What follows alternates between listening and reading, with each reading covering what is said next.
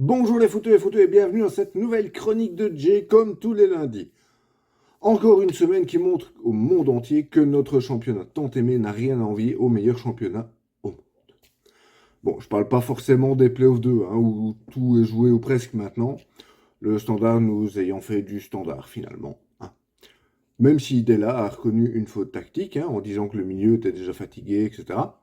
Quand tu veux prétendre à une place en Coupe d'Europe, tu peux pas encaisser 2 buts dans les arrêts de jeu comme ça. Admettons, le deuxième but est chanceux, d'accord, d'accord. Mais ça fait quand même 20 minutes que de toute façon tu touchais plus la balle. Et puis, bon, t'as perdu Fossé, Zinkernagel, blessure. Ok, mais non. Pardon. Quand, dans un match, Renaud et Mon arrivent à marquer, tu peux pas perdre. Non. Il y a déjà eu un miracle, donc il est fait. C'est comme si on disait demain, le RWDM remonte en D1, quoi. C'est impensable. Hein? C'est possible. Ah bon, bah voilà, bah c'est possible alors. Autant pour moi. Et que dire de Gant et son sauveur Gift Orban, encore une fois, qui nous a claqué un hat-trick mais parfait. Beaucoup se sont moqués de lui à sa première interview quand il a dit qu'il visait très haut et qu'il se donnerait les moyens d'y arriver. Ah bah là, clairement, il survole le championnat là. Et franchement, sans blessure, je vois pas comment il sera encore à Gand pour la reprise l'année prochaine. Enfin l'année prochaine, pour le prochain championnat. Vous m'avez compris. Et là, il va nous faire comme la Team Rocket, il va s'envoler vers d'autres cieux. Bonne référence de vieux, encore. Je, te- Je tenais encore une fois, me direz-vous, saluer la performance des Anversois en Playoff 1 pour qui tout réussit cette saison, en fait. Puisqu'ils étaient menés de 2 buts après 23 minutes et ils ont réussi à battre les Brugeois 3 buts à 2. Alors c'est certain, c'est plus le grand Bruges champion l'an dernier, il y a 2 ans, mais ça reste quand même une très très bonne performance, quoi. Et puis il faut y aller au mental. Et avec le 9 sur 9 qu'ils viennent de faire en playoff, bah, le trou est creusé là sur Genk, qui lui enchaîne une déception là. Face à l'Union, bon, déjà ils ont dû composer avec un gardien manchot qui ne sait pas faire de sortie aérienne, alors qu'il fait 2,50 m. Lui, il lève les bras, il dépasse tout le monde, mais non, non. Et puis, ben, encore une fois, un arbitrage plus que douteux en faveur de l'Union. Mais non, on va rien dire. Non. On va encore dire que je suis aigri.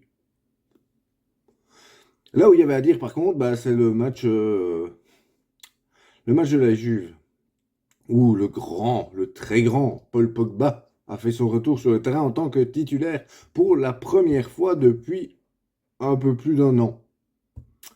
Il a tenu 23 minutes, avant de devoir de nouveau sortir blessé. Visiblement, le marabout qu'il a engagé, bah, il ne le paye plus, et du coup, il a inversé la cible. Non, mais sérieusement, c'est plus un marabout, c'est Merlin l'enchanteur de Wish. Ils nous ont sorti la version de Camelot là. Alors, il est sorti du terrain en larmes en déclarant, désolé encore pour mes imitations, mais je fais chier, je devais tourner une nouvelle pub pour Pepsi là la semaine prochaine. J'ai même appris un nouveau tour de jonglage avec 2 ballons sur mon nez. Franchement, du coup, ça va encore être l'autre prétentieux de Mbappé là qui va prendre ma place. Moi, je suis dégoûté. Ouais, je le fais toujours aussi bien. Bon, après, Paul, dans ta carrière, est-ce que tu as déjà joué une saison entière sans choisir tes matchs? Hein? Non, bah non, on sait bien que tu joues 10 matchs par saison maximum. Donc finalement, ça te change pas des masses, hein. T'es payé à rien foutre, quoi. À rien foutre. Prends ta retraite, hein. Fais comme Chadli et Witzel, là, qui l'ont dit cette semaine, ils prennent leur retraite internationale. Ah bah toi, fais pareil. Chadli, 66 sélections, on retiendra surtout son but victorieux face au Japon en huitième de finale de la Coupe du Monde 2018. Et puis, bah, Axel Witzel, quand même, 130 caps, hein. 15 ans sous le maillot des Diables, puisqu'il a commencé en 2008 sous les ordres de René van der Eycken à l'époque. Et comme l'a dit Antoine, sans Axel, le taux de passe latérale va chuter de 75% en équipe nationale. Au moins. Au moins. Alors, il y a quelques semaines, je vous parlais de Raphaël Leahy, qui était devenu le premier joueur des îles Salomon à jouer dans un championnat professionnel européen.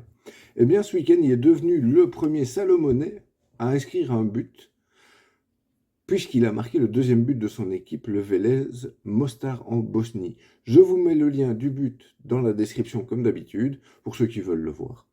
Bravo à lui, et qui sait, il deviendra peut-être aussi le premier à remporter un titre en équipe professionnelle. C'est évidemment tout ce qu'on lui souhaite. Pour la news smile d'Antoine, à qui je souhaite un joyeux anniversaire, parce que franchement, être né à la même date que Patrice Evra, c'est une chance quand même. Hein. Bah si. Pour être journaliste sportif, si, c'est mieux que si tu étais né le même jour que Ribéry, pardon. Hein. Parce que sinon, bah voilà, tu bosserais pour la DH ou pour l'équipe, quoi. Là, le niveau. Et donc, pour la news smile qui nous entraîne en Ukraine, avec un match qui est entré dans le livre des records entre le SK Dnipro et le FK Alexandria. Match commencé le 23 novembre 2022 et arrêté après 9 minutes à cause des sirènes aériennes annonçant l'arrivée d'une attaque militaire russe. Il a repris donc ce 11 mai, soit à peu près 6 mois plus tard, se terminant sur le score de 1 partout. Le plus fou dans cette histoire, c'est pas le score, c'est que le défenseur central Sergei Loginov a joué pour les deux équipes dans le même match, donc. Puisqu'il a été durant le mercato hivernal prêté par le Dnipro à Alexandria. Comme quoi, les histoires belges, il n'y a pas qu'en Belgique qu'elles arrivent. Hein. Je vous mets le lien de l'article complet dans la description aussi. Vous pourrez y découvrir d'autres records sur les matchs longs, comme un score de 475 à 473, ou encore 50 minutes et 62 tentatives de tir au but pour finir un match, par exemple. Comme d'hab, description. Et pour finir, je vais vous présenter la crème de la crème, le mec qui a tout compris au football. On raconte même que c'est lui qui a donné envie à Obi Oulare de jouer foot. Et ça l'est, celle-là. Je vous présente la pire arnaque du football, Carlos Henrique Raposo, plus communément appelé Carlos Kaiser. Né le 2 juillet 63 à Rio Pardo au Brésil, et il est donc brésilien, et il jouait au poste d'attaquant.